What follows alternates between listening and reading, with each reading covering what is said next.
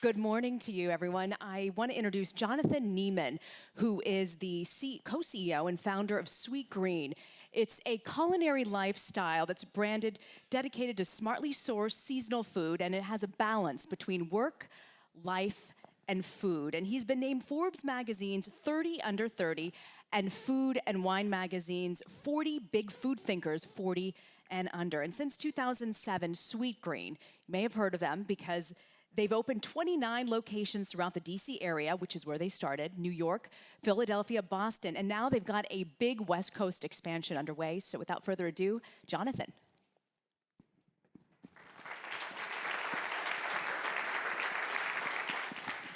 Welcome. Thank you. Thanks for having me. So I love the fact that you always knew that you were going to be an entrepreneur, but you thought maybe music, maybe technology.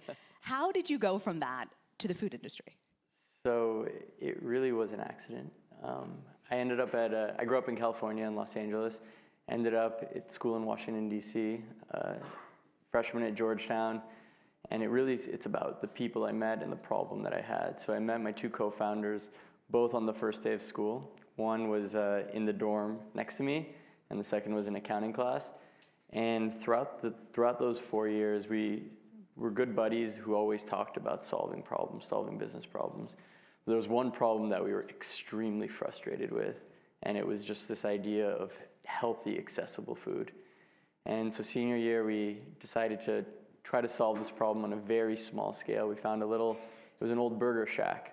It was actually a chain of burger restaurants called The Little Tavern, kind of like a White Castle type of place that sold little burgers, which had been closed for many years.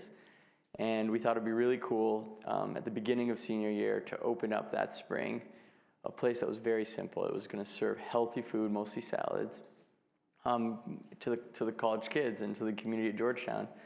And so we put together a business plan, went and raised some money, and after many delays, like all restaurants, we finally opened that very first restaurant, and we called it Sweet Green. And I love the fact that the initial investors were actually family and friends.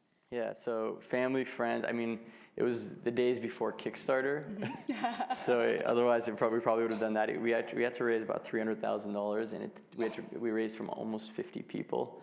So it was a year of knocking on doors.